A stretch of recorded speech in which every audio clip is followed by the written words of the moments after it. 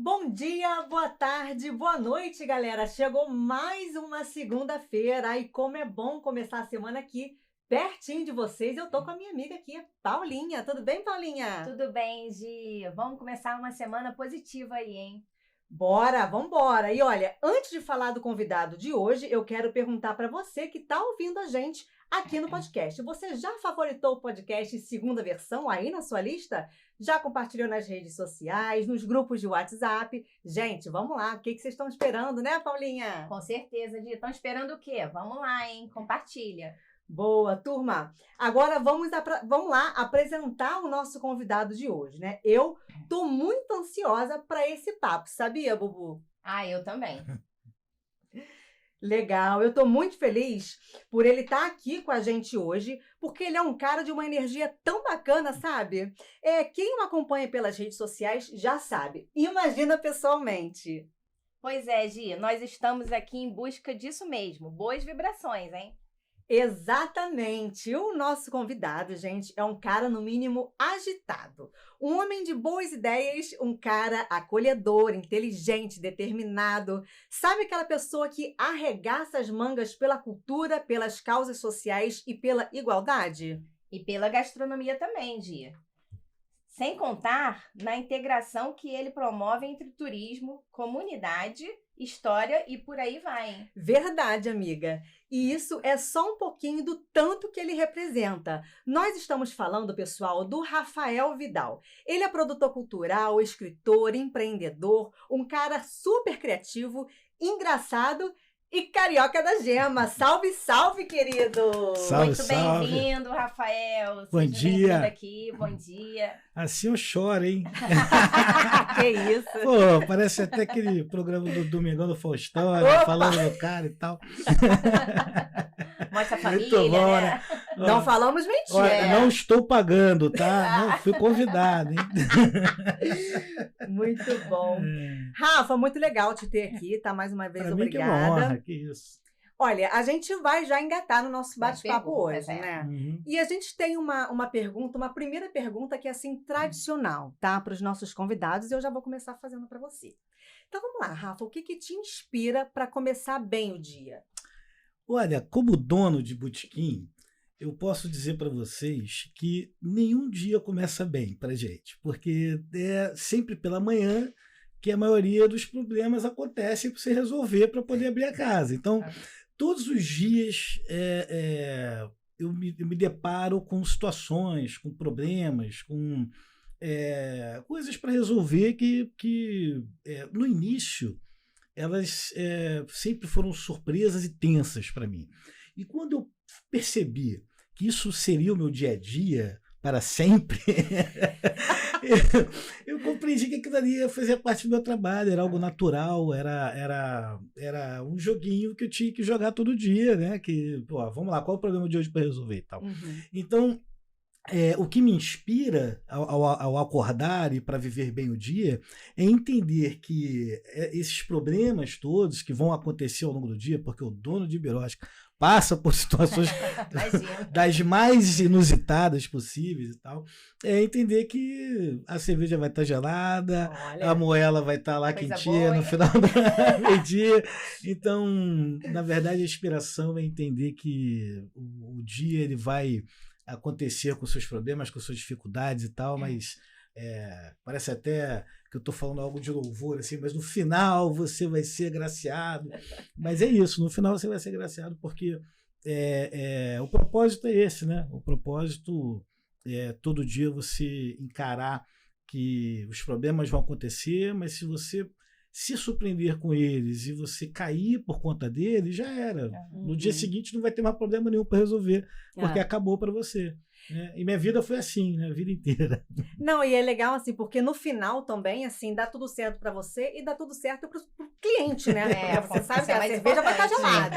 E uma coisa que eu aprendi, e a Casa Porto, a comunicação dela sempre foi assim, porque foi eu que fiz e tal, é ser sincero. Então, quando dá o problema, cara, avisa, fala a verdade. Olha, hoje deu ruim. É o melhor caminho, né? É o melhor caminho. E os clientes gostam disso, porque você mostra a verdade para a turma. Então, sempre falei a verdade.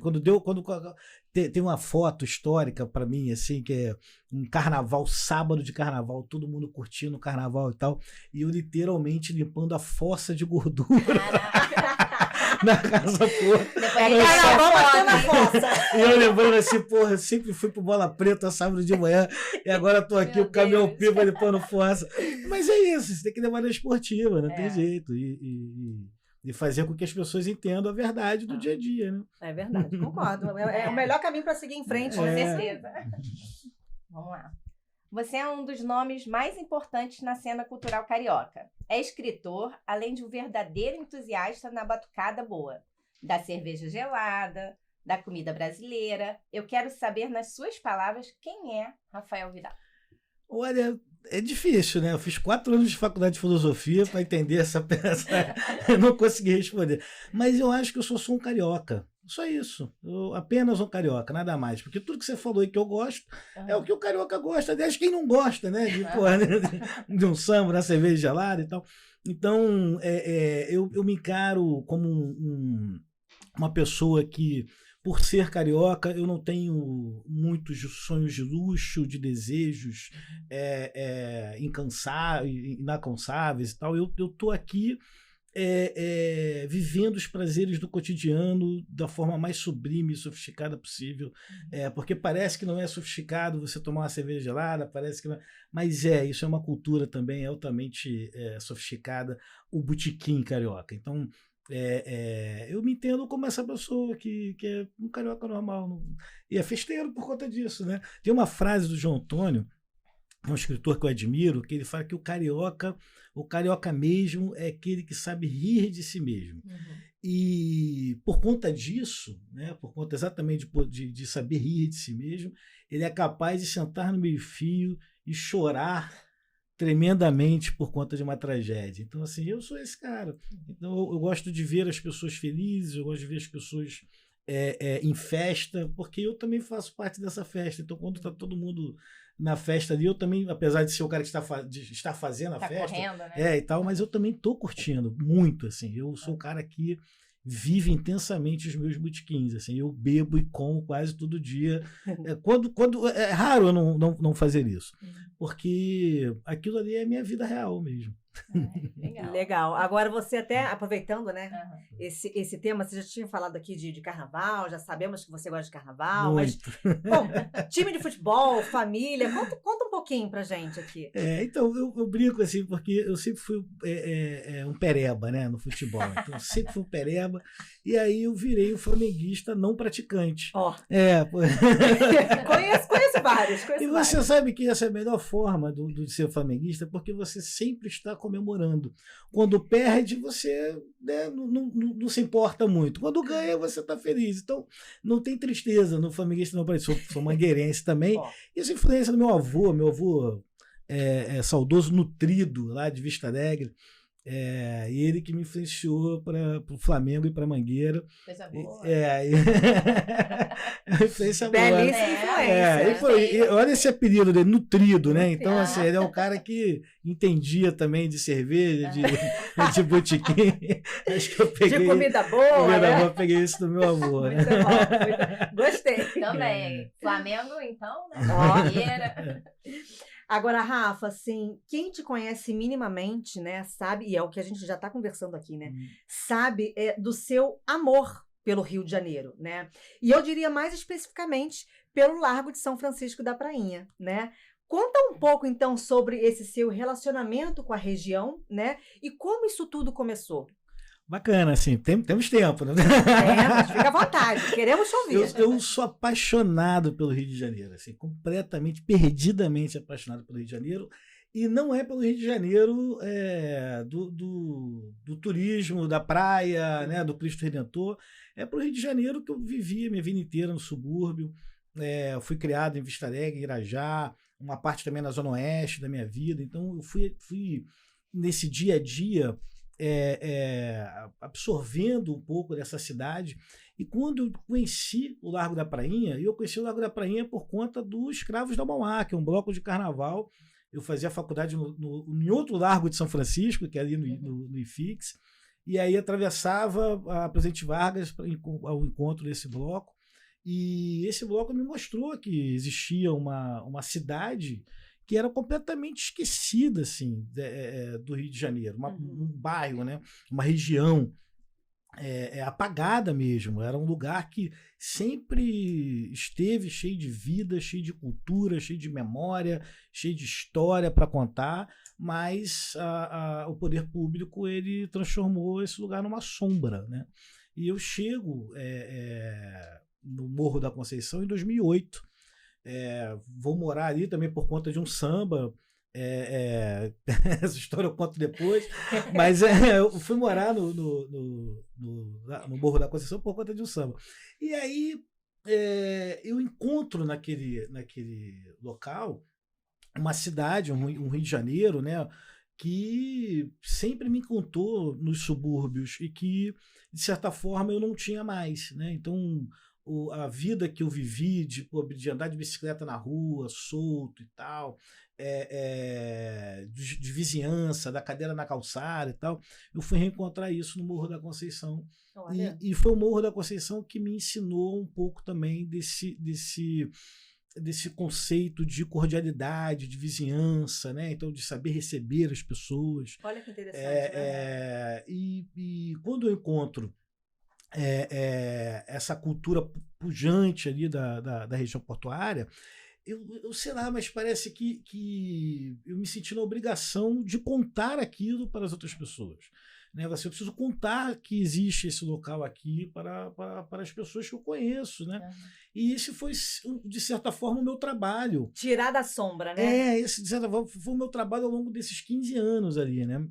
Antes até da Casa Porto surgir, eu criei um fim de semana do livro no Porto, que era um festival literário. Eu era editor de livros, era coordenador editorial da Palas, e imaginei ali um festival literário carioca, assim, onde os escritores estivessem nos botequins, batendo papo com os leitores e tal. E isso aconteceu e foi um marco assim, na minha vida, um marco também na comunidade, porque a comunidade se uniu, a gente foram mais de 60 vizinhos capacitados como agentes culturais, trabalhando. Eu fiz um mapeamento de toda a gastronomia popular da região portuária, trouxe as quituteiras da região para o Morro da Conceição. Você deu trabalho para as pessoas da comunidade. Mas mais do que isso, assim, a gente mostrou que, olha, essa sombra que padece sobre a região portuária era uma sombra falsa, uma sombra criada pelo poder público que quer apagar essa história aqui, porque faz parte de um projeto, né? Você não contar a história das nossas origens, né? Então, da nossa ancestralidade negra que está ali coladinha com toda essa tradição portuguesa que tanto falam, né? Então, esse trabalho com o fim de semana do livro no Porto acabou me levando para o Museu de Arte do Rio, para ser o produtor cultural do museu. Eles me convidaram para isso. Falei, nossa, que doideira. E fui, topei. Mas o Festival Literário me colocou na cabeça a vontade de ter um local onde eu pudesse trabalhar com os desejos e a memória também da região portuária. Porque eu via acontecer na cidade inteira projetos culturais pulsantes e com fomento e tal, e na região portuária eu via meus pares ali que, sei lá, de décadas, cinquentenários, com seus projetos, seus blocos de carnaval, completamente esquecidos. Filhos de Gandhi, gente. A gente tem um filho de Gandhi aqui na região portuária que isso deveria ser tratado como reis, sabe? Tipo, com certeza. E quando eu chego na região portuária, assim, é um descaso mesmo, um descaso. Então isso foi importante, esses momentos de transformação, também com a queda da perimetral, assim, isso foi fundamental para que tudo isso acontecesse. Então foi uma junção de várias situações e tal, até chegar à Casa Porto, ali no Largo da Prainha. E essa Casa Porto, ela começa como centro cultural e mostrando a cultura da região portuária para a cidade, né? Então, em 2017, a gente trabalhou durante 5, foram desde 2013 até 2017, 2018, como centro cultural, a gente capacitou muita gente, acompanhou vários projetos, ganhamos um prêmio também do Porto Maravilha Cultural. Enfim, em 2017 isso muda bastante, porque o Estado quebra. O petróleo, crise do petróleo, aquela coisa, não tinha mais dinheiro para a cultura, não tinha como isso acontecer. E é quando eu transforma a Casa Porto num botequim para poder sobreviver. Isso é fundamental entender que essa situação, né? Em 2017 morre o Belchior e no dia da morte dele, no domingo, eu estava lá em Olaria, no botequim em Olaria, e aí toca o telefone, é a Flávia Oliveira, jornalista, então ela fala assim, Vidal, morreu o Belchior. E nós precisamos fazer uma celebração para ele agora.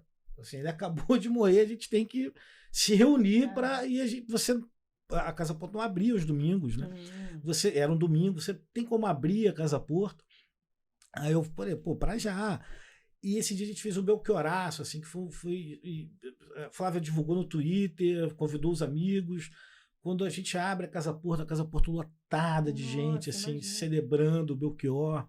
E isso me trouxe uma sensação de que, olha, a Casa Porto também tem essa vocação para festa, né? Que eram as festas que eu sempre fazia na rua, as festas populares. Então a Casa Porto também tem essa vocação para festa e para celebração das memórias, né? Então era um dia de memória ao Belchior, ao mesmo tempo de festa. E isso foi fundamental para eu falar assim, não, vou encarar e vou transformar isso no botequim para poder sobreviver. Eu estava com ordem de despejo, eu tinha que entregar a casa em um mês. Assim, eu estava devendo muita grana. Nossa. Muita. Eu estava assim...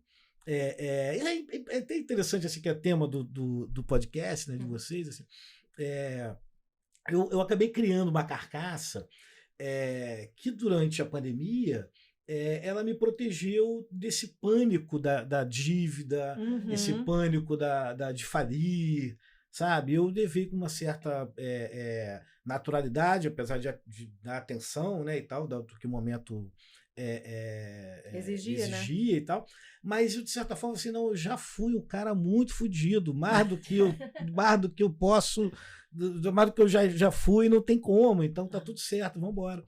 E chegar, chegou, né? Chegar, chegou. Então, eu transformo a Casa Porto no botequim fazendo moela milanesa na cozinha, que não existia. Eu peguei uma fritadeira emprestada de uma vizinha, eu tinha um fogareiro de camping, literalmente um fogareiro de camping, e um forninho. E eu falei, galera, tô aqui, tem uma moela milanesa, quem quiser chegar tem uma cervejinha e tal. Tudo que brasileiro, carioca gosta. Né? E em um mês eu consegui negociar o que eu precisava negociar com a imobiliária, consegui um amigo também que me ajudou muito, advogado e tal.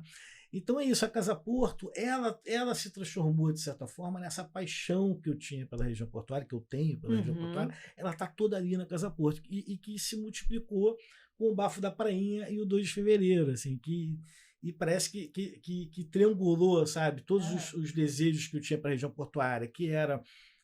que são 3 lugares, um com comida baiana, um outro com churrasquinho de rua, e o terceiro que é o botequim de comida brasileira. Boa, então, delícia! Assim, não tem nada melhor do que fazer um passeio para conhecer a sua ancestralidade, com casaria histórico preservado. E lá é lindo, né?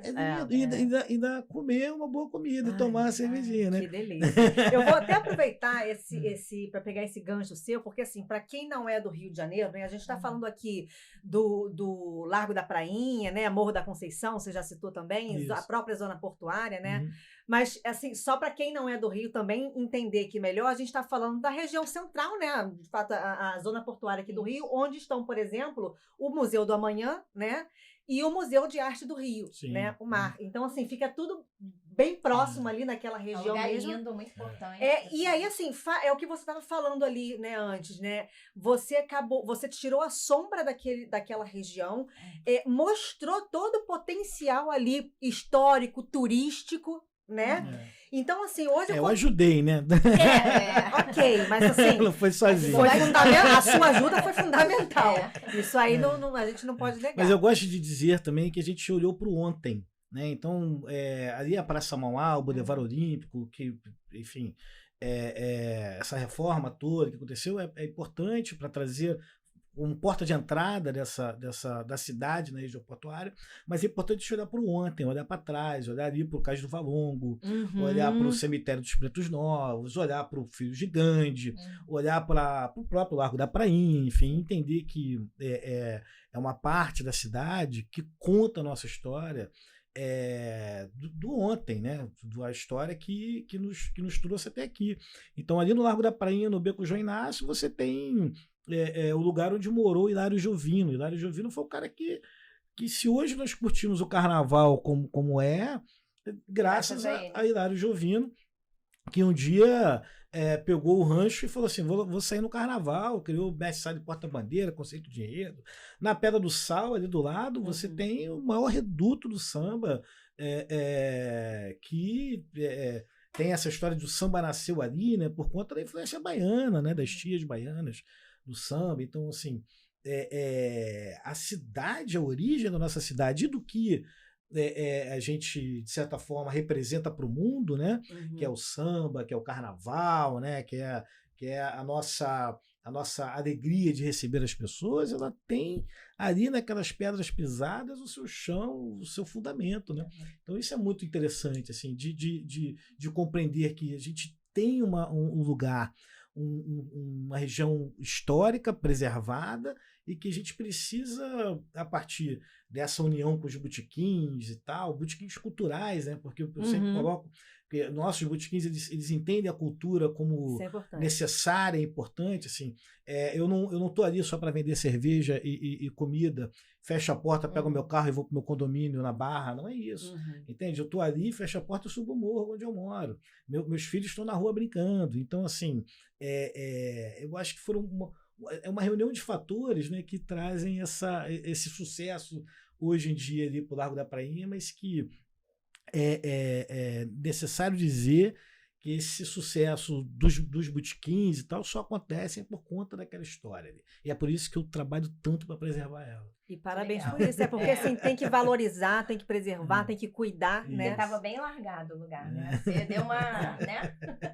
Ajudou a dar uma repaginada, né? Não, e realmente eu acho que também, assim, é aquilo que a gente estava falando, né? Assim, um ponto muito importante é justamente essa integração, né? Da história, né? Da cultura, das pessoas que ali estão, das pessoas que ali estiveram, isso. né? Como eu disse, em 93, o Bloco Escravos da Mauá começou ali no Largo da Prainha, mas você frequentava o Largo da Prainha eventualmente. Você ia, vai ter um evento, vai ter uma vez, vai ter um samba lá, uma vez por mês acontece alguma coisa. A cidade ia até o Largo da Prainha, consumia aquele evento, que às vezes aquele evento também podia não fazer parte da comunidade, então toda aquela grana que circula ali naquele evento, ela vai não para ali, mas vai para outra parte da cidade e vai embora. O diferencial hoje, assim, é que o Largo da Prainha ele virou um lugar cotidiano.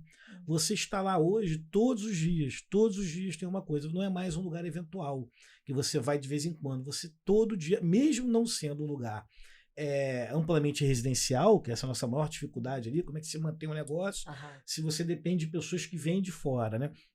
Essa é a maior dificuldade de todos ali no Largo da Prainha. Hoje ela é uma dificuldade um pouco mais tranquila de sobreviver, porque é um lugar cotidiano, é um lugar que você terça-feira, segunda-feira, quarta-feira, quinta-feira está ali frequentando e se sentindo seguro também. Que isso é importante. Isso é fundamental para a cidade. Sim. Então, essa transformação que eu acho que foi a repaginada, sabe? A repaginada vamos transformar este lugar num lugar cotidiano, um lugar que a gente esteja todo dia, e um lugar de vizinhança. Então, os bares que estão ali, a maioria são de vizinhos. A galera que está trabalhando, tem bastante vizinho também. O impacto econômico, social, qual é o nosso papel social ali também, né? Enfim, a gente faz muita coisa, muita coisa. Outro dia teve festa na escola dali do Largo e a gente estava ajudando, comprando cachorro-quente e tal. Essa relação com a comunidade, para mim, é a receita do sucesso. É isso que eu ia falar, porque é isso, né? A comunidade local está diretamente envolvida, né? Isso aí. O produtor que cuida da programação musical do Largo da Prainha é morador, é um rapper, morador e tal. Então, assim, essa preocupação é uma preocupação que só poderia ter acontecido realmente com a presença minha ali, como vizinho, como morador, como pai de 4 filhos ali, que estão ali, exatamente. É diferente do empresário que monta o seu negócio pensando ali no ponto e não vive o seu entorno, né? Então não tem essa relação. Você falou uma outra coisa também que eu achei muito importante, nunca desistir, né? Você estava quase, né, falindo e você não desistiu. Você foi atrás, você pegou opção, aquele pequenininho, né, aquele negócio e foi. Eu achei bem legal. Eu não tenho essa opção. Eu não tenho mesmo, não tenho como. Porque o que vai acontecer se eu dizer? Eu tenho 4 filhos. Não tem... Nossa, eu tenho 2, já tô doida. Então, assim, não tem como. Eu comecei muito cedo.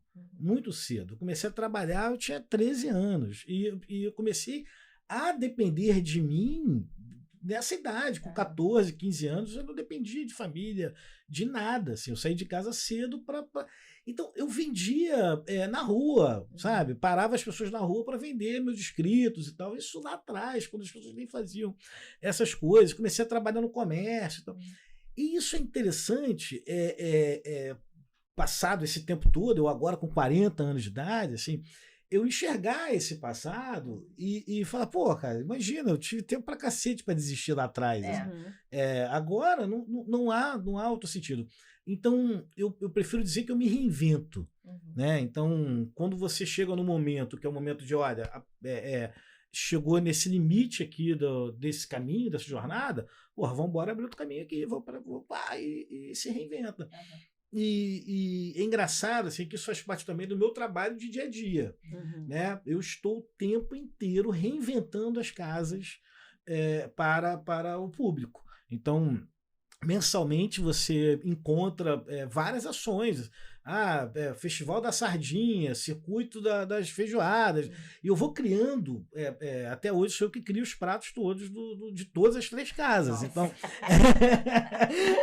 assim, é um trabalho pesado. Quantos pratos? Curiosidade aqui já. É muita coisa. Já até perdi as contas, né? Nunca parei para contar. Não, muito mais. Nossa, não parei para contar. Mas esse prato o ano inteiro. É um prato para cada dia do ano. Esse é o meu prazer, assim. Esse é o meu prazer total, porque disso que eu entendo, gente, de comer e beber, não tem jeito. Se eu não trouxer isso, essa experiência, né, pô, esse know-how para os botecos, já era, né, pô, quem vai fazer isso? Então, isso que é bacana, assim, de você estar o tempo todo, eu não gosto de ficar descansado. Sabe? Tipo, tá tudo descansado. Relaxar, né? É aquela filosofia do deixa como tá pra ver como fica, né? Cara, horrível, né? Eu tô o tempo todo mexendo, cuidando. Vamos mudar, vamos fazer, não sei o que, blá, blá, blá. E isso tem dado certo. Então, não vou mudar, né? Tá certo, isso aí. Vamos lá. Um dos seus empreendimentos no Largo da Prainha é a Casa Porto, né? Que está prestes a completar 10 anos. E tem um ambiente delicioso, diverso e acolhedor lá.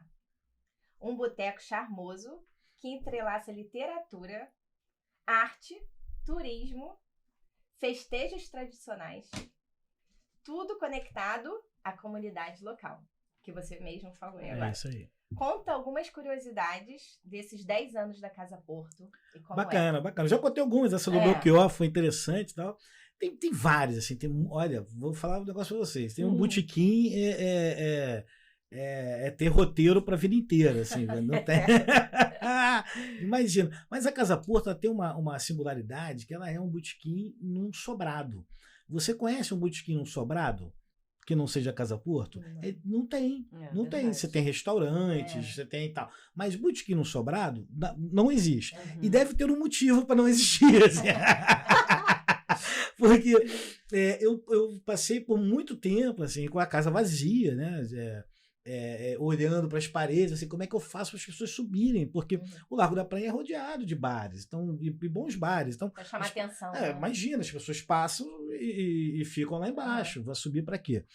E o primeiro grande desafio que eu enfrentei foi esse. Como é que eu faço para as pessoas subirem ao Largo da Como Casa ser Porto. Convidativo, né? E olha, teve um dia que eu estava tão desesperado, tão pé da vida, assim, que eu falei, cara, eu vou botar um quadro na porta e vou escrever assim, pode subir. sacou? E vou ver o que acontece. Eu peguei um quadro de giz e escrevi assim, pode subir. Uhum. Botei na porta da Casa Porta. As pessoas começaram a subir. É porque ficam curiosas. As pessoas começaram a subir. E isso criou uma série de quadros que virou uma comunicação da Casa Porta. Assim. Sim. A gente usa esses quadros hoje em dia para fazer deboche de tudo que a gente quer brincar, né, com as notícias do cotidiano, principalmente políticas, né, e tal. Então, uma das curiosidades é essa. Esse quadro, ele um dia vai virar um livro, assim, que a gente tem várias Eu adorei. fotos desse quadro. Porque é uma característica realmente muito forte, muito presente da Casa Porta, né? O outro é a biblioteca, que a gente tem lá, uma biblioteca livre, assim, que até hoje ela existe. Foi uma doação de uma livraria, uma livraria de um camarada muito bacana, assim, o Maurício, Baratos da Ribeiro. E ele tinha uma livraria, um sebo, livraria ali em Copacabana, e se mudou para Botafogo. Então o imóvel era menor. O imóvel era menor ali em Botafogo. E ele resolveu doar alguns livros. E eu falei assim, cara, não vou pegar aí, que eu vou montar uma biblioteca aqui na Casa Porto. Então fui lá, peguei os livros, um amigo, a gente botou tudo numa Kombi, caixotou tudo, levou para o Largo da Prainha. E nós conseguimos, com esses livros, montar a biblioteca da Casa Porta e a biblioteca da na Gamboa do Filhos de Talma, que é um outro grupo cultural também. Uhum. Eu era livreiro, né? Eu comecei minha vida como livreiro também. E um ex-chefe meu falava assim, cara, o livreiro tem que desapegar dos livros, porque os livros sempre voltam. Assim, então, foi interessante porque dessa doação de livros eu acabei achando um livro que era meu, que estava autografado. Estava autografado para mim. Eu tive que vender, porque eu já vendi livros para poder realmente pagar o almoço, né? Uhum. Então foi interessante isso, eu ver aquele livro que um dia eu vendi e vendi para um sebo, o Alfarabi, que era um sebo que voltou agora, tem um mês e meio que ele um sebo bar, muito bacana ali também perto da Praça 15, na Rua do Mercado. E eu vendi meus livros para lá para poder pagar o almoço. E isso voltar com essa história, né? Tipo, do nada eu pego um livro, abro, nossa, tá. Então, a Casa Porto tem essa magia meio mágica, sabe, de livro de Gabriel Garcia Marques, entende? Ela tem essa coisa meio macumba, carioca.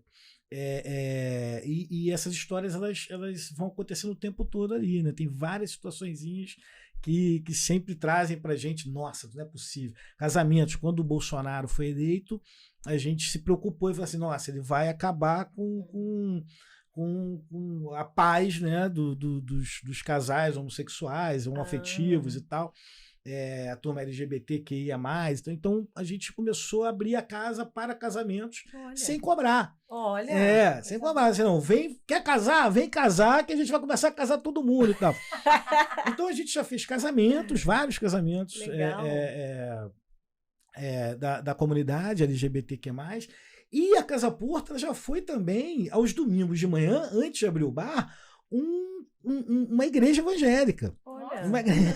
Caramba! Isso é muito engraçado também, é uma história curiosíssima, porque eu estava lá atendendo na Casa Porta, e aí chego numa mesa, tinha um grupo assim, de pessoas, você que é o dono da Casa Porta, eles estavam tomando a Brahma e tal, a cervejinha. Não, porque a gente adorou esse espaço aqui. Falei, não, sim, bacana, eu sou pastor. Aí eu falei, pô, pastor? Tá tomando cerveja? Porra, pastor. Tá no lugar certo? É pastor mesmo? Aí conheci o pastor Marco, que, cara, é um ser humano, assim, indescritível, assim, é um cara realmente fantástico. E olha que eu não sou da religião. Eu sou de fato, sou macumbeiro, não tem nada a ver. E é engraçado, a casa tinha lá o Oxóssi, São Jorge e tal, pendurado. E ele entrou, né? Ele falou assim, olha, eu tenho a nossa igreja brasileira, é uma igreja evangélica, mas não tradicional, dessa forma que você encontra aí. A gente lê a Bíblia com a perspectiva afro e a gente está precisando de um lugar para fazer nossos cultos. Então, faz aqui, porra, na Casa Porta. Aí o pessoal estava pensando a mesma coisa. Então, durante 2 anos, todos os domingos de manhã, de 8 da manhã até 11, 11h30, tinha um culto evangélico na Casa Porto, maravilhoso. Assim. Olha, dessa mas eu não o que sabia. você fez com os quadros, com as coisas que tinham? as coisas ficavam lá. Não Não era uma questão. Não era uma questão para essas pessoas. Não era uma ótimo, questão. Era muito interessante mesmo. A nossa igreja brasileira agora está na Rua da Carioca. Num imóvel bacana e tal. Mas assim, isso mostra um pouco de como a Casa Porto ela abraçava. Plural, né? E é claro, sem preconceitos mesmo, sem aquela coisa, nossa. E era engraçado, porque terminava o culto e abriu o botequim, sabe? Porque normalmente terminou o culto, agora vamos comer, né? E alguns fiéis ficavam, às vezes, para comer a feijoada, tomar gelado. Até tomar cervejinha. Exato. Muito bom. Agora, eu vou até, então, aproveitar que a gente está falando aqui ainda de Casa Porto, né? Quero falar agora de Mamata. Eu quero falar da recente visita do Sérgio Cabral. Explica pra gente, Rafa, e um pouquinho, explica para os nossos seguidores aqui que estão assistindo, né? O que é a Mamata, né? E o que tem a ver o Sérgio Cabral, a visita dele, enfim, conta pra gente aí essa história toda aí. Vamos lá, né? Mamata, acho que todo mundo sabe o que é. A nossa Mamata, eu vou explicar. Eu sempre fui um fã de batidas, né? Eu peguei um pouco dessa pegada com meu pai. Meu pai era fã da batida do Primo, que era ali em Olinda. Olha. Aqui no Rio de Janeiro, né? Fica na Baixada Fluminense. Era uma casa rosa que tinha várias batidas. Então também tinha a batida do Oswaldo, lá na Barra. Eu lembro de meu pai levar a gente para comprar umas garrafas e tal. Depois eu tive um sogro que morava na Pavuna, que também era fanático da batida do Primo. E eu sempre, quando ia em algum bar, eu sempre peço a batida do bar. Eu acho que é fundamento assim, de botequim ter a sua própria batidazinha ali, não industrializada, né? Aquela coisa que o camarada fica atrás do balcão fazendo e tal. Artesanal. A Casa Porto até hoje, a Mamata é feita assim, ó. Tudo, haja maracujá pra cortar.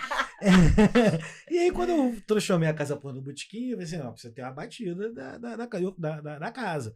Eu fazia uma batida que meus amigos gostavam muito de maracujá, mas era tipo um moussezinho, né? Eu fazia uma batida com leite condensado e tal, aquela coisa de você ir bebendo, sentindo o mousse, depois fica doidão, né?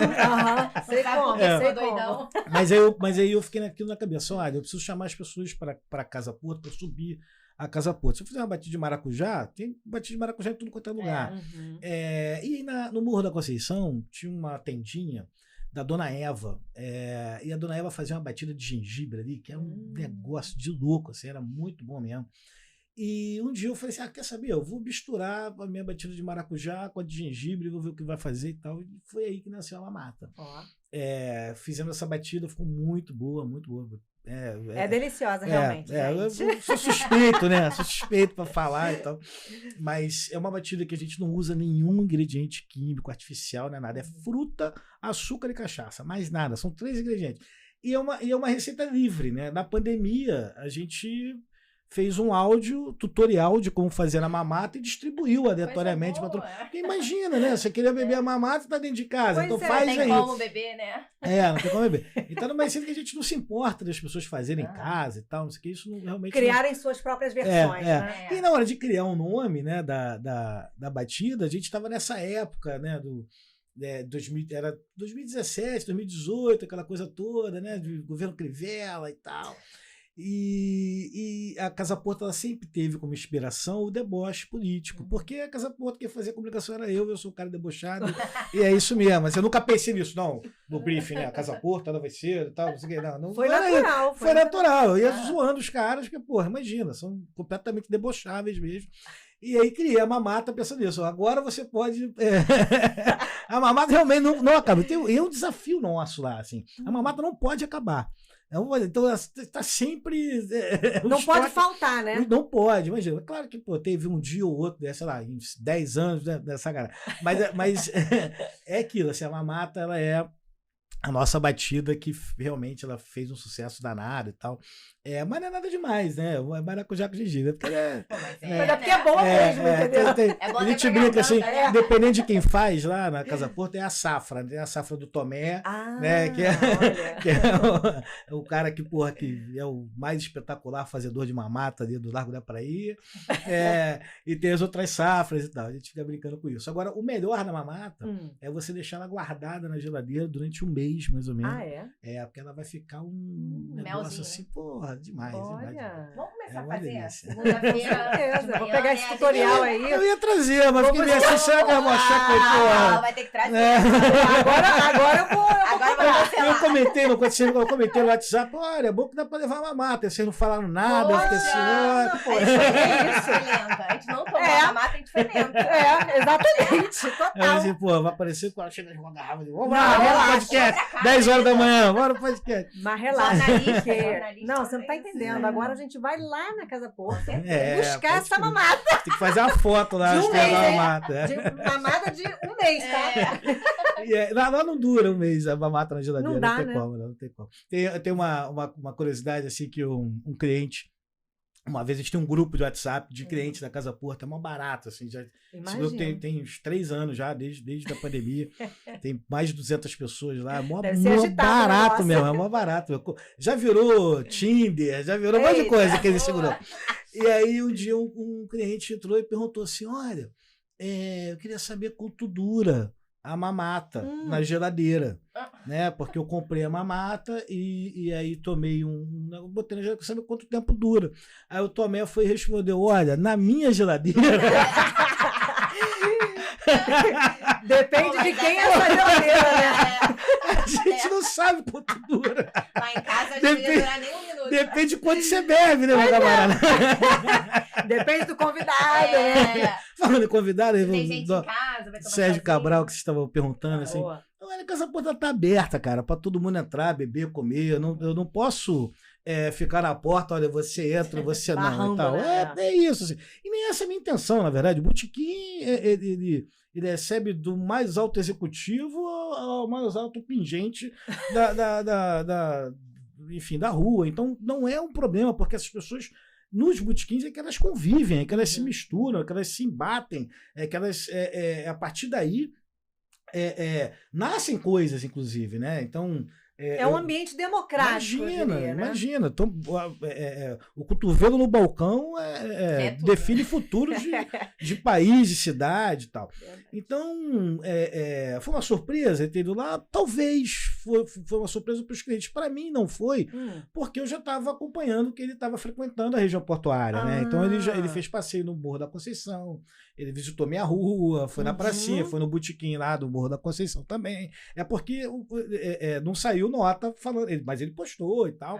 Então eu já vi sentindo que, olha, o cara tá frequentando aqui, qualquer dia desse. Ele bate aqui, né? Eu lembro que minha esposa virou e falou assim: olha, qualquer dia Sérgio Cabral tá na Casa Porto. Eu falei, porra, vamos ver, né? Mas, cara, ela, enfim, ela fala, acontece. E aí.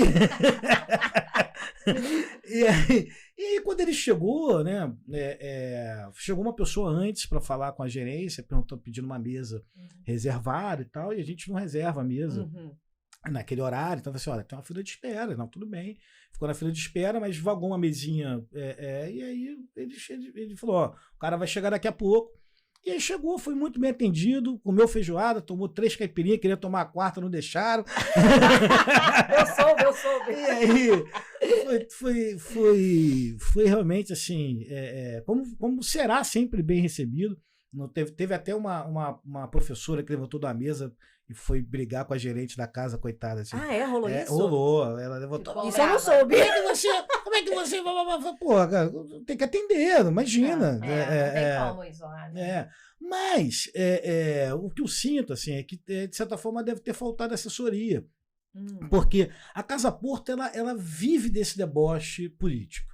Né? Então, é uma identidade, é uma cara nossa de bastante tempo. Então, assim, há um risco, né? Se você é um político, todo mundo fala, pô, o Paes vive lá. O Paes foi 2 vezes na Casa Porto, e as 2 vezes ele foi sacaneado também. É que as pessoas não lembram. A gente postou a foto do Tomé dando um esporro nele, assim, olha, e tal, não sei o quê. Só que é isso, assim, uma coisa é você entrar numa brincadeira, e o Paes é um cara que entra na brincadeira, tá tudo certo, exato. porque realmente é uma brincadeira. E outra coisa é você, porra, não entender que há consequências de você frequentar. Se ele fosse do Bafo da Prainha, não ia acontecer nada. Mas na Casa Mas na Porto... Casa Porto, pô, parece que, sei lá, sacou pra gente cortar. Aham. E aí a gente. E o pior é que saiu a nota, né? Saiu uma nota dizendo, contando a história dele. Falei assim: olha, pô, vamos brincar então com isso, Sim. vamos dar essa brincadeira. E aí fizemos essa brincadeira, né? Conta aí. De dar um banho de sal grosso na casa para tirar a energia. Foi no dia seguinte, Tirar né? Para abrir a casa no dia seguinte. E realmente, assim, teve um impacto, né? Imagina que a gente não espera que viralize dessa forma. E viralizou. E tem consequências positivas e negativas também, né? Por exemplo, você foi entrar na página da Casa Porto, você não vai ver mais esse vídeo lá. Porque começou a entrar, a postagem começou a entrar em grupos de bolsonaristas radicais e tal. E aí as pessoas começavam a comentar lá, pô, e o Lula? Tu vai dar banho de São Grosso também no Lula? E o Flávio Dino? E não sei o quê. E o Paes, quando vai... Aí eu falei, tô cansei dessa galera. Aí, pô, mas conversei também com o filho do Sérgio Cabral, o Marco Antônio Cabral, conversei com ele e tal. Falei assim, olha, se ofendeu, eu peço desculpas, que realmente não é a intenção ofender. Não é mesmo, assim. Eu acho que faz parte também do meu papel. Ir atrás e falar assim, olha, talvez para vocês tenha passado a mão, e eu entendo e tô aqui para dizer, olha, foi realmente uma brincadeira, seu pai foi muito bem atendido, passe isso para ele, por favor, e tal, né, se ele se sentiu mal com isso, porque eu acho que a gente não tá ali para fazer as pessoas se sentirem mal também, entende? Verdade. Então, pensem em políticos antes de Casa Porto, que é uma consequência, inclusive, com os políticos que a gente gosta, né? Sim, a gente debocha política é política. A gente debocha de todo mundo, assim, não é só dos que a gente não gosta, Independe não. de partido. Dos que a gente não gosta, a gente nunca mais. Muito bom. Você falou, né, dos outros 3 restaurantes que você tem, né? Fala pra gente um pouquinho da diferença de cada um, como é Bacana. que é. A Casa Porto, ela tem essa pegada de comida brasileira, popular, tem uma pegada também um pouco mineira, enfim, dessa comida de quintal, né, que realmente é a minha paixão.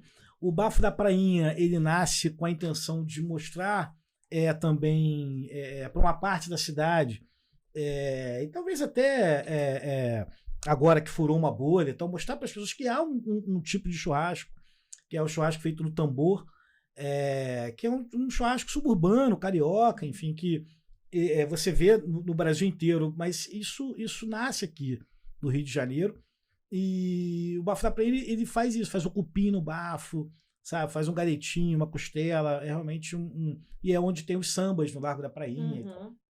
O 2 de fevereiro é uma paixão pela comida baiana e por Salvador também, que eu tenho. Eu acho que o Largo da Prainha, ali, o Morro da Conceição, ele é muito parecido com Salvador, Santo Antônio do Carmo, com Pelourinho, enfim. E não só parecido esteticamente, como são irmãos, né, de cultura, de história, né? A formação do Rio de Janeiro, da região portuária, ela se dá com as tias baianas, né? Com os baianos, com os capoeiristas, estivadores, com os negros recém-libertos, os portugueses que também estavam ali e que se mostraram muito da comida baiana, também tem essa influência portuguesa. Enfim, então eu sempre imaginei ter um lugar que tivesse peixes, frutos do mar, né?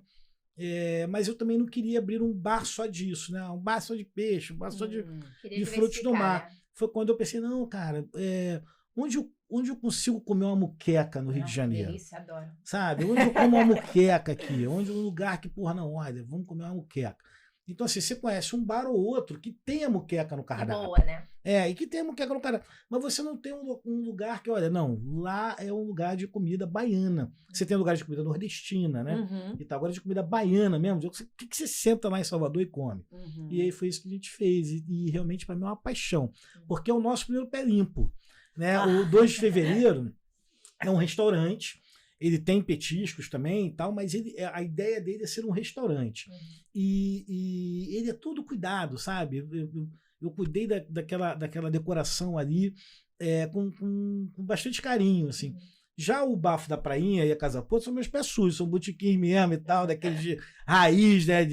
Então, o bacana é que outro dia um vizinho veio e falou para mim assim, olha, finalmente eu não preciso mais pegar um Uber e tal para sair daqui da região portuária para almoçar com a minha família em um restaurante, né? Que o 2 de fevereiro ele supra essa necessidade. Ele abraçou essa pegada. Não, olha, tem um lugar aqui que é um restaurante bacana, né? E que o morador também pode frequentar, sabe? E não é caro, né? É comida popular. Eu ia perguntar isso. Não, de forma alguma. Você come uma muqueca lá por 45 pratas, 50 pratas. Delícia. Então assim. Vamos lá, gente. Não é um pouquinho mais caro do que as outras coisas, porque você está tomando camarão, polvo, porra, o dendê caríssimo e tal.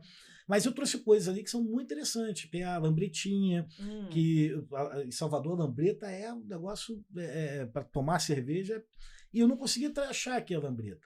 Então eu peguei o vongo e fiz igual a lambreta, a gente chamou de lambretinha. Então você vai comendo aquele negócio, nossa, é muito bom.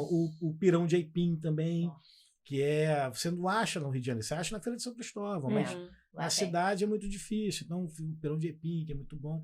Então é isso, essas 3 biroscas aí, o 2 de fevereiro com essa pegada mais restaurante, tem uma cozinha maravilhosa, aberta, né? E que traz um pouco dessa ligação da pequena África com o Rio Vermelho, né? O Rio de Janeiro com o Rio Vermelho, Salvador e Rio. Agora, você até comentou um pouquinho, né, logo no início aqui, de que as criações, né, os pratos são todas suas criações, né?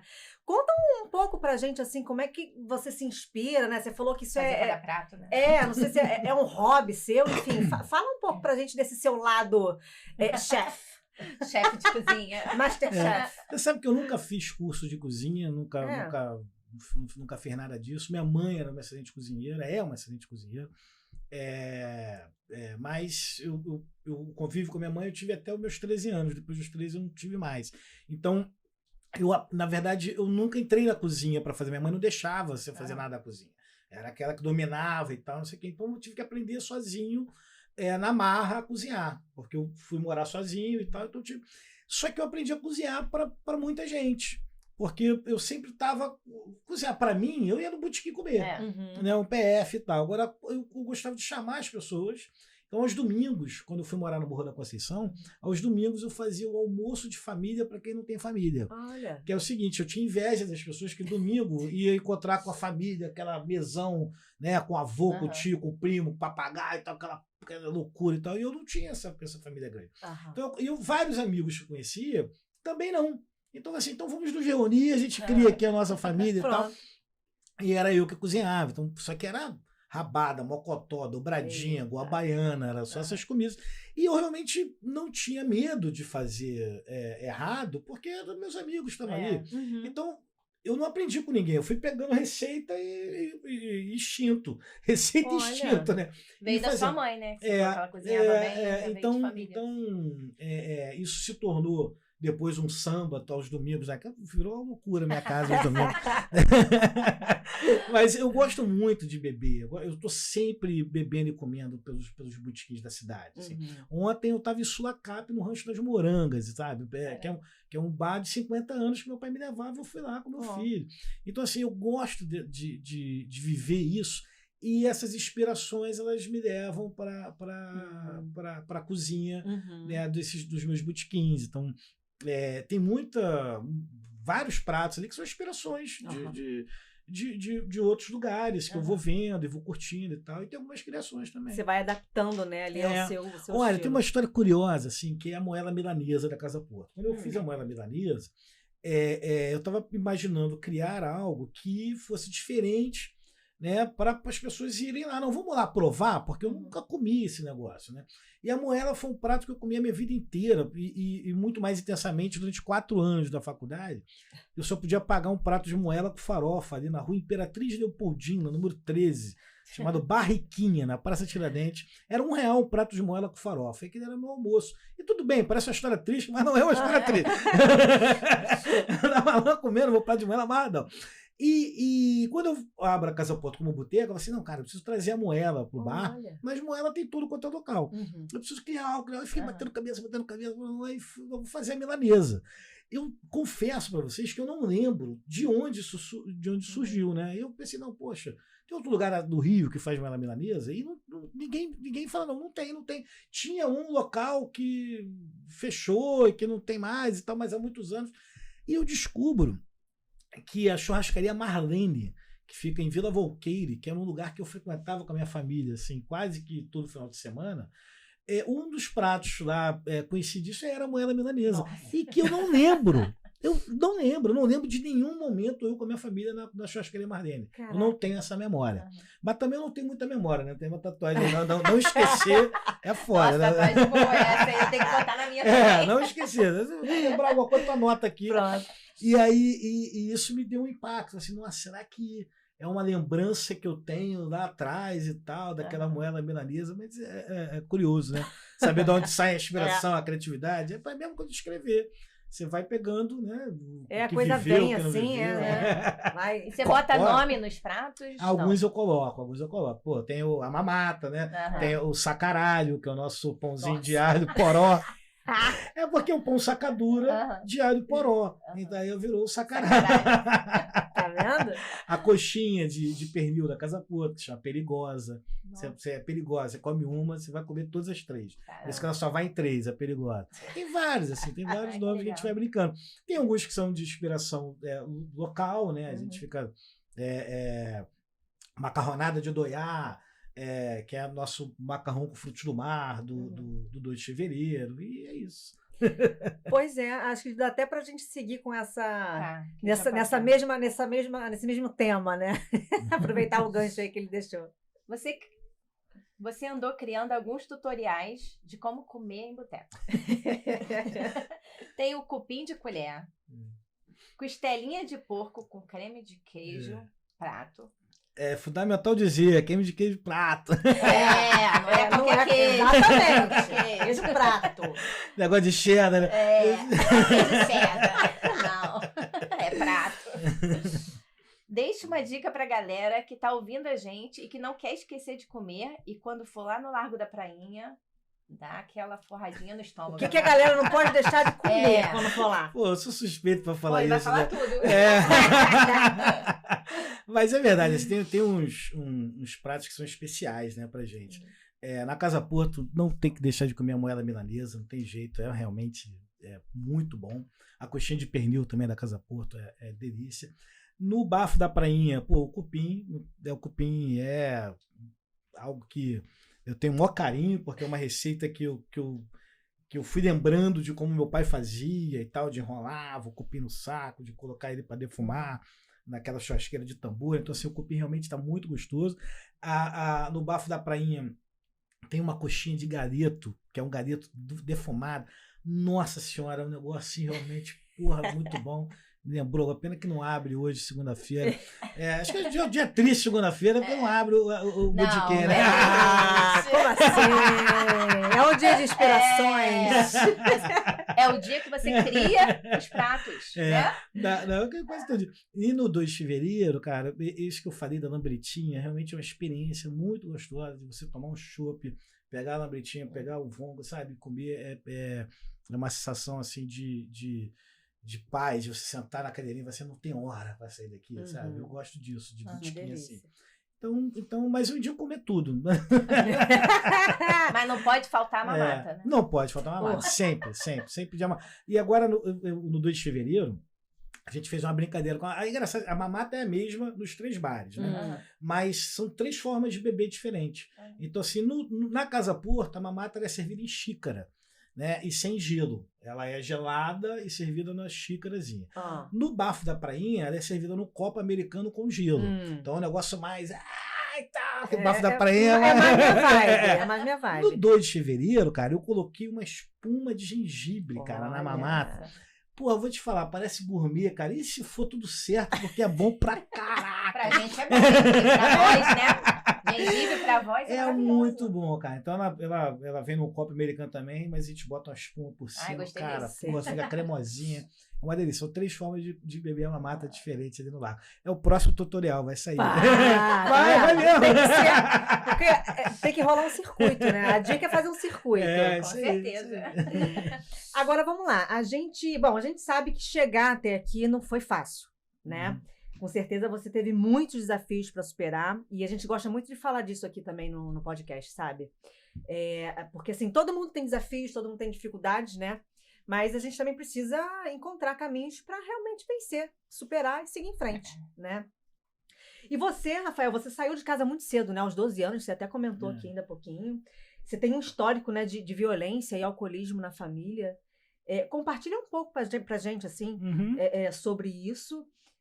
Sei que você até mostrou ainda há pouquinho, né? Uma tatuagem que você tem. Explica um pouquinho, lembrar, né? pra Não gente esqueci. o que isso significa, né? Olha, falando agora aos meus 40 anos, né? A gente tenta enxergar esse passado com algum propósito, né? Com alguma direção, né? Porque o tempo é linear, né? Então você vai seguindo. Mas eu tento entender esse meu tempo como não linear.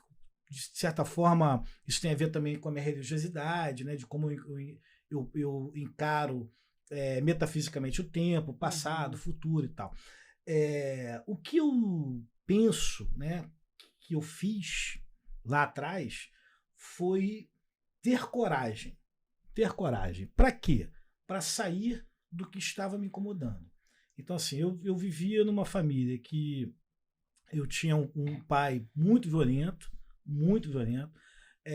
uma mãe alcoólatra, também muito violenta, e isso era realmente um caos na minha vida. Eu vivi minha infância toda apanhando de forma...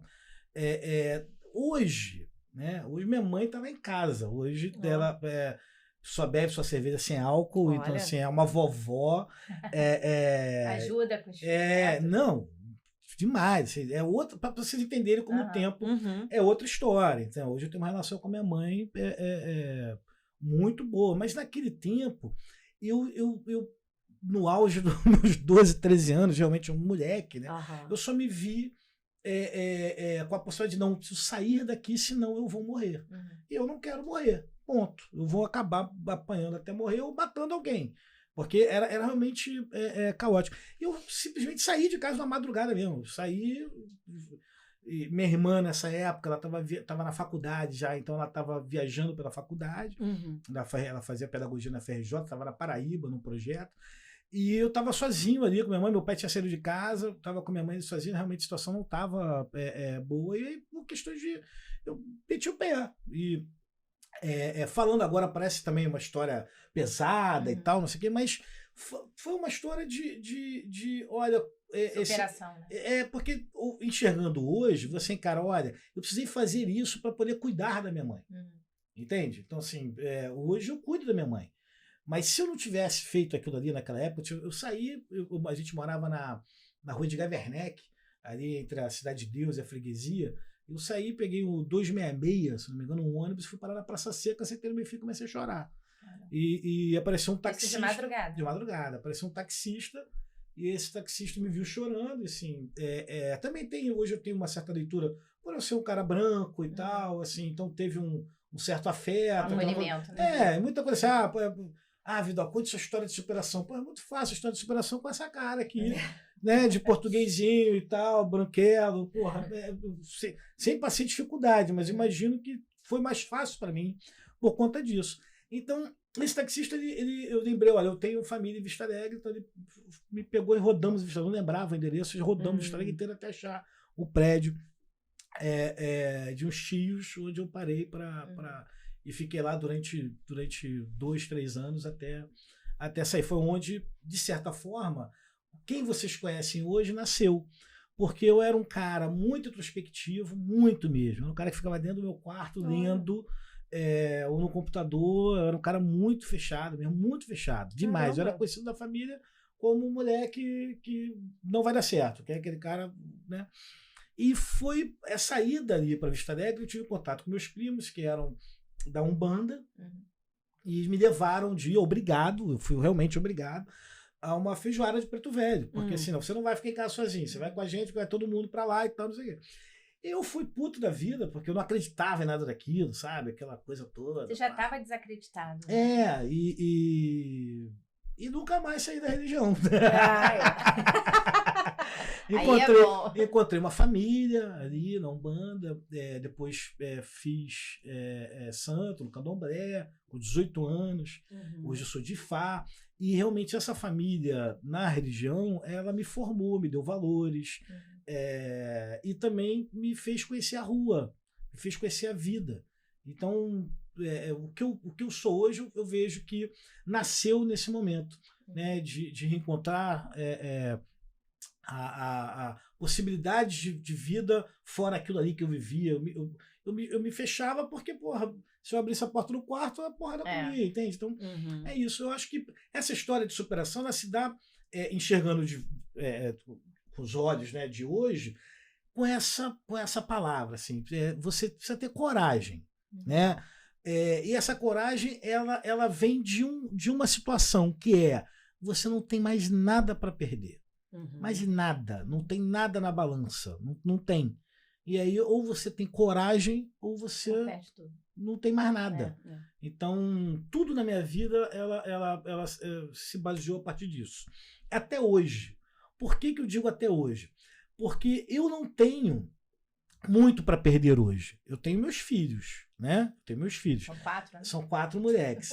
O Todo menino? Jorge, Francisco, João e Benedito. Pelo menos você não tem uma menina, né? Ainda não tem menina. Tudo, você tá ferrado. Talvez é menino, é mais fácil. São 4 moleques. Mas o que eu digo assim... Qual a idade deles? 13, 11, 7 e 1 que vai fazer um mês sexta-feira. Ai, que delícia! Vai fazer o quê? Um mês sexta-feira, Benedito. Legal. Então, até hoje eu imagino assim, olha, o que eu tenho para perder? E eu digo materialmente, entende? Que eu não consiga depois reconquistar se eu chegar nesse limite, entende? Então, a coragem, para mim, ela se baseia a partir desse ponto da necessidade. Então, muita gente me pergunta, cara, como é que acontece? Pô, necessidade, pô.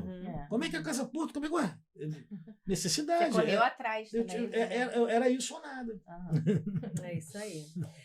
Olha, Rafa, você trabalha... Eu quero saber o seguinte, você trabalha de segunda a segunda? Eu tô curiosa realmente aqui para saber o que você acha, né? Se você acha, na verdade, né, que segunda-feira também é dia de boteco cheio, ou se, não, happy hour vai na sexta-feira mesmo. Conta aí pra gente. Olha, o dono de birosca, ou ele aprende que a vida dele é aquilo ali, então o prazer também tá junto, porque quando você trabalha de segunda a segunda, cara, eu trabalho, mas eu também, porra, consigo misturar o trabalho com prazer, diversão, com lazer, senão você pira, né? Senão você pira. Agora, a segunda-feira, pro dono de botequim, é talvez um dos melhores dias para você frequentar outros lugares. Olha. Né? Então, assim, eu tenho grupos de donos de bar, que segunda-feira assim, qual é o bar que tá aberto? Quem é que abriu hoje? Sacou? E tal. Que a gente vai para aí, a gente vai curtir aí e tal. Isso é muito, muito bacana, porque é uma turma muito unida, sabe? Donos de bar, assim, não tem aquela coisa de concorrência e tal. Às vezes, quando é mais concorrente o teu vizinho do lado do que o cara que tu conhece. Mas, enfim, essa história é muito bacana, porque na segunda-feira é o dia de fazer conta, de fazer compra, de pagar as contas e tal, não sei o que. Realmente é um dia tenso, mas é um dia tenso que eu procuro sempre uma fresta para ir, de repente, na Dona Laíde, comer uma feijoadinha lá, aquele pai no feijão e tal. Por que não, né? Por que não, né? Por que você você deixaria isso para sexta-feira, né, gente? Se você pode fazer na E segunda. começar a semana assim, né? É. Eu Nossa. acho maravilhoso. É bom para Você poder começar a abrir a segunda- mente para planejar a semana, né? Aham. E tal. Ainda mais você, né? Que inventa um monte de É. prato, um Agora, monte de prato. Tem uma curiosidade. Ah. A segunda-feira, ali na Pedra do Sal, é o dia. Pois É o verdade, dia. bem lembrado. A gente não abre os bares, porque eu acho que a segunda-feira ali na Pedra do Sal é um patrimônio, sabe? Aham. Um patrimônio Aham. cultural é um patrimônio do morador. Porque é o morador que está ali fazendo aquele movimento e conseguindo fazer com que a economia circule dentro do território. Porque é o samba, né? Não É é um o samba tradicional, o samba de segunda da pedra, mas esse samba ele já cresceu de uma forma turística tão importante Uhum. que virou o lugar de representação do samba tradicional do Rio de Janeiro. Tá vendo? Assim, segunda-feira tem 2 lugares para você ir. Ou é o samba do trabalhador, Aham. ou é o samba da Pedra do Sal. Não tem jeito. E os dois têm esse fundamento, né? Então, Moacir Luz, enfim, grande Moacir. E na Pedra do Sal, a gente não abre as biroscas para o público realmente ir para a Pedra do Sal, Uhum. mas frequentamos, né? Lógico. Afinal, segunda é segunda, né? Frequentamos. A segunda na Pedra do Sal acaba na terça. Olha, eita, coisa boa, hein? Ali Olha, é bom pessoal, demais. Que bom a gente poder sorrir aqui, né? É. Em plena segunda-feira. Mas a gente E chegou. cedo, né? Segunda-feira cedo. Agora a gente chegou ao final, gente. Uma pena, mas assim, a gente amou, né, Paulinha? Eu amei. Ah, que bom, gostei também demais. Nossa, Tuas Gia, ordens aí, viu? Não fala. Vocês Que me papo devem a foto da legal. mamata. Que papo legal, maravilhoso. Começar uma segunda-feira desse Hum. jeito não tem igual. Muito bom. É verdade. E a gente sempre encerra aqui o podcast com desejos especiais, uma mensagem especial, né? Uhum. Eu hoje, por exemplo, desejo aqui para os nossos seguidores uma semana de muita harmonia, gente. E você, Paulinha? Eu desejo muitas vitórias para brindar a vida, né?